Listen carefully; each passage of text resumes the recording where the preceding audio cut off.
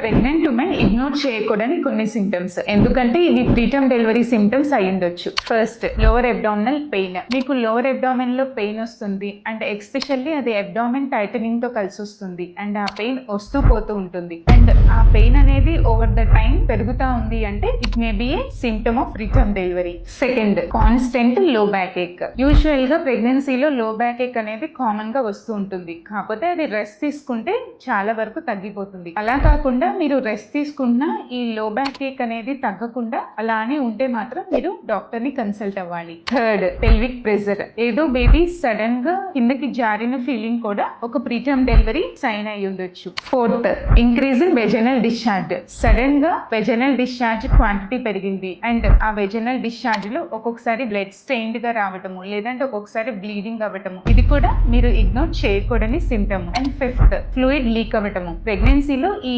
amniotic membranes అనేది sudden గా leak అయ్యి ఫ్లూయిడ్ లీక్ అవ్వచ్చు. సో ఇలాంటి సింటమ్స్ ఏమున్నా సరే మీరు నెగ్లెక్ట్ చేయకుండా కంపల్సరీ హాస్పిటల్ కి రావాలి. ఎందుకంటే మీరు ఎర్లీగా హాస్పిటల్ కి వస్తే ఒక టైమ్లీ ట్రీట్మెంట్ తో మీ ప్రెగ్నెన్సీని, మీ బేబీని సేవ్ చేసుకోవచ్చు.